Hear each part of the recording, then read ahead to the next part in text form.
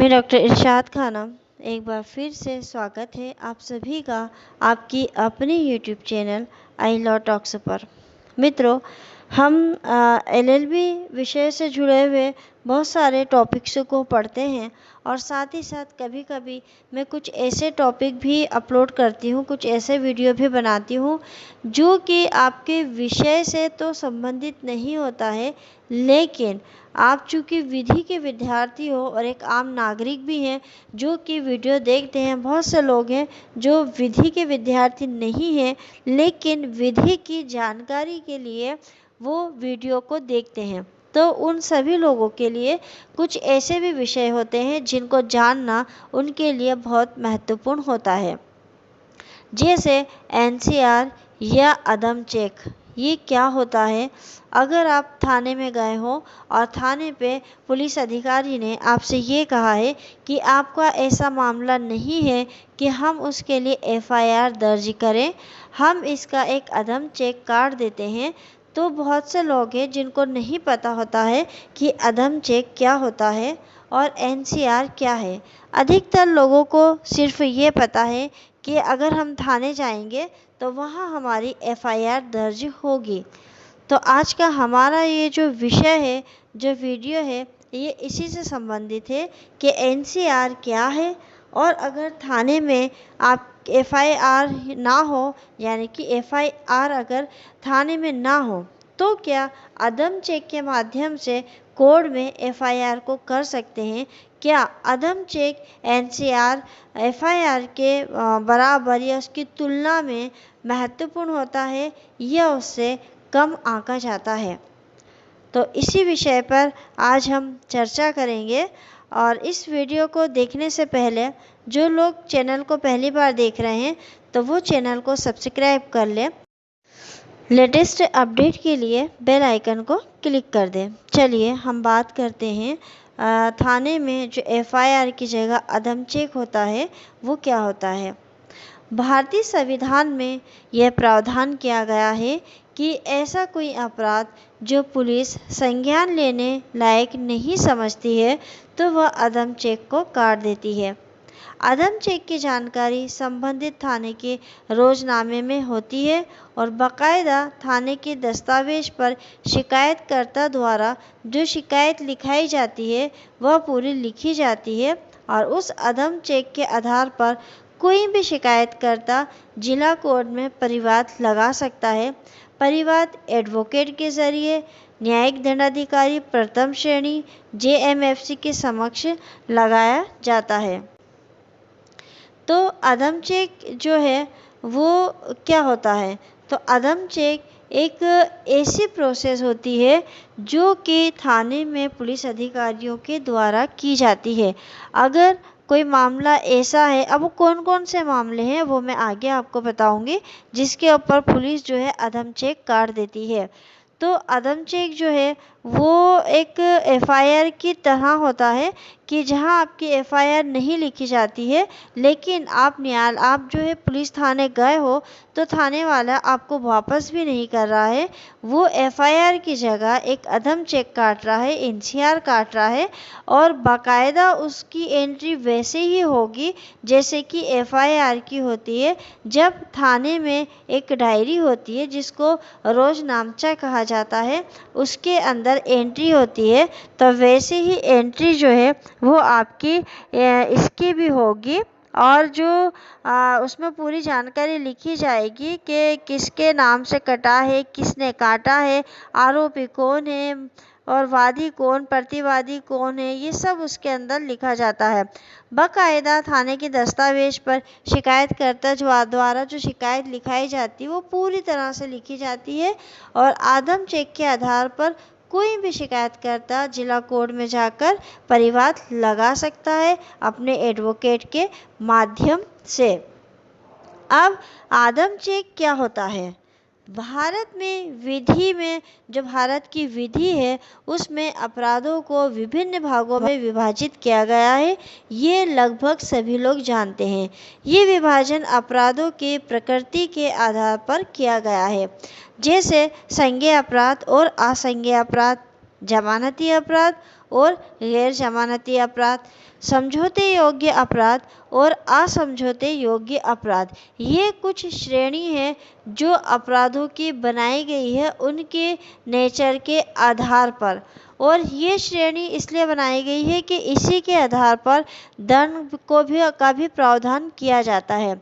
जब किसी भी प्रकार का आसंज्ञेय अपराध से संबंधित घटना की सूचना थाने में देकर उस सूचना के आधार पर शिकायत दर्ज कराई जाती है, तो ऐसे में पुलिस उस सूचना के आधार पर प्रथम सूचना रिपोर्ट दर्ज करती है।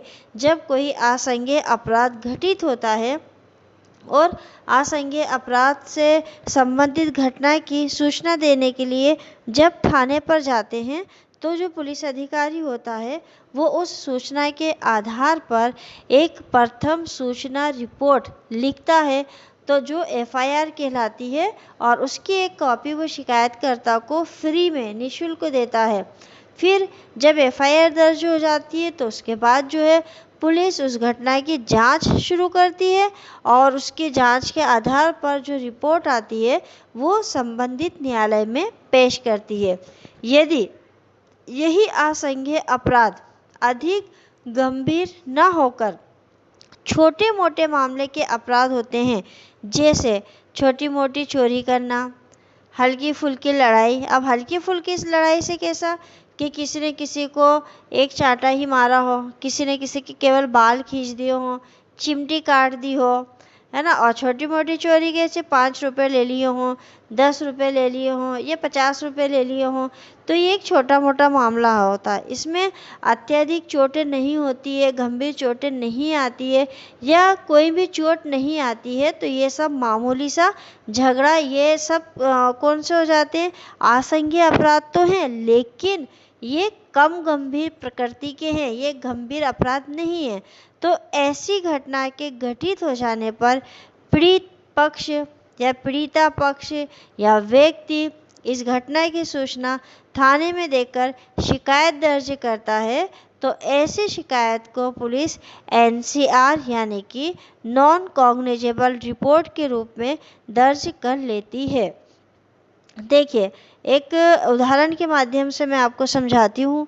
एक मुस्लिम महिला है और उसके पति ने उसको तलाक दिए बिना दूसरा विवाह कर लिया। अब वो महिला एक लिखित आवेदन लेकर थाने जाती है और वहाँ पर अपने पति के खिलाफ शिकायत दर्ज कराती है। चूँकि मुस्लिमों में पहली पत्नी के होते हुए दूसरी पत्नी से विवाह कर सकता है, अब एफआईआर ये मामला जो है ये कोर्ट का मामला हो जाता है। थाने से इसकी वो क्या कार्रवाई कर सकते हैं, तो वो क्या करते हैं थाने में कि वो एक एनसीआर यानी कि एक अधम चेक काट देते हैं उस महिला की रिपोर्ट के आधार पर। अधम चेक की प्रोसेस वैसे ही होती है जैसे कि महिला गई, उसने आवेदन दिया, उसके आवेदन पर कार्रवाई की गई, मतलब जांच की गई। जांच करने के बाद जो भी पक्ष उनके सामने आया, जो भी तथ्य उनके सामने आया, फिर उन्होंने उसको कंप्यूटर पे, अब चूँकि ऑनलाइन सारी एफआईआर होने लगी हैं, तो उन्होंने उसमें अपने दर्ज कर ली, उसकी अदम चेक उसका काट दिया, यानी कि उसकी आवेदन को दर्ज किया और उसकी एक कॉपी उसको भी दी, और तो ये हो गया अदम चेक। अब ये मामला ज़्यादा गंभीर प्रकृति का नहीं था, और ऐसा नहीं था कि न्यायालय उसके ऊपर कोई सेक्शन लगाकर, कोई धारा लगाकर उस व्यक्ति को गिरफ्तार करके ला सकती हो। तो ये मामला, चूँकि ये मामला हो चुका है, मेरे सामने ही हुआ है, इसीलिए मैंने आपको इसका उदाहरण दिया है। अब हम बात करते हैं पुलिस अदम चेक कब दर्ज किया जाता है। पहला, अगर मोबाइल चोरी हो गया या खो गया हो। दूसरा, मामूली सी लड़ाई में। तीसरा, मामूली सा झगड़ा हो गया हो या मामूली सा कोई अपराध कारित हो गया हो। पुलिस द्वारा अदम चेक कब काटा जाता है?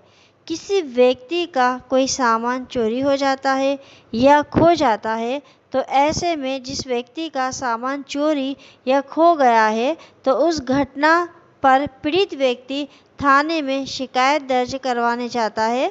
तो ऐसी सूचना के आधार पर पुलिस सामान्यतः एनसीआर यानी कि अदम चेक काट देती है, क्योंकि ऐसे अपराध की प्रकृति कम गंभीर होती है। यानी कि मोबाइल का चोरी होना, सामान का चोरी होना, खो जाना, ये बहुत बड़ा अपराध नहीं माना गया है।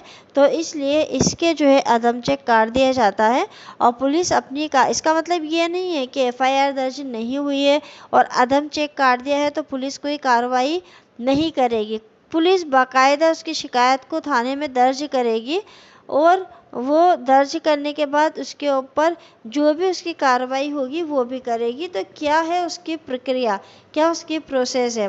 पुलिस द्वारा घटना की सूचना के आधार पर एनसीआर दर्ज कर लेने के बाद पुलिस मामले की जांच में लग जाती है।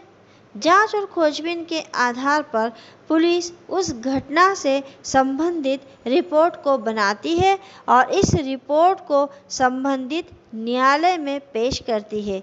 यदि जांच में खोजबीन के दौरान चोरी या कोई भी संपत्ति की रिकवरी हो जाती है तो ऐसे में पुलिस संपत्ति को कानूनी औपचारिकता पूरी हो जाने के बाद शिकायतकर्ता को सौंप देती है।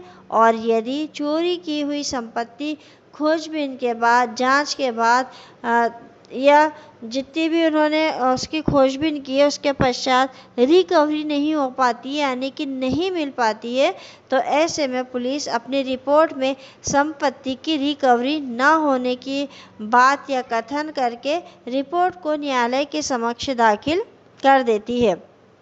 परिवाद में शिकायतकर्ता के साथ घटा हुआ पूरा घटनाक्रम लिखकर अदम चेक की फोटोकॉपी के साथ कोर्ट में प्रस्तुत किया जाता है। परिवाद में गवाहों के नाम भी होना ज़रूरी होते हैं। अगर कोई गवाही देने के लिए उपस्थित हुआ है तो उसके नाम भी उसके अंदर डाले जाते हैं।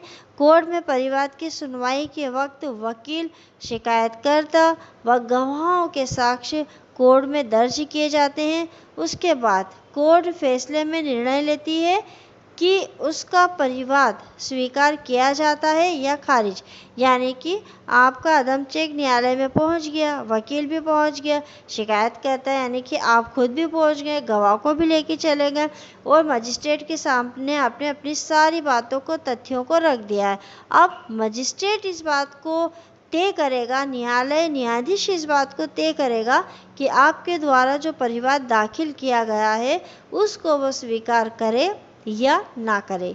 यदि वह स्वीकार कर लेता है तो न्यायालय जो है वो नामजद आरोपियों के खिलाफ संबंधित धाराओं में प्रकरण को पंजीबद्ध करती है। जो अपराध कारित किया गया है उस अपराध के अंतर्गत जो धाराएं लगती हैं उन धाराओं के अंतर्गत एफआईआर दर्ज कर ली जाती है। तो ये था एनसीआर यानी कि अदम चेक। इसकी जानकारी अधिकतर लोगों को नहीं है, केवल सुना हुआ होता है कि एनसीआर काट दी है या अदम चेक काट दिया गया है। मैंने इसके बारे में विस्तार पूर्वक बहुत ही आसान तरीके से आपको समझाया है। अगर आपको ये वीडियो पसंद आता है तो आप लाइक करिए और लाइक के साथ साथ कमेंट्स करिए, अधिक से अधिक शेयर करिए। मिलते हैं बहुत ही जल्द अगले वीडियो में एक नए विषय के साथ। तब तक के लिए शुक्रिया, धन्यवाद।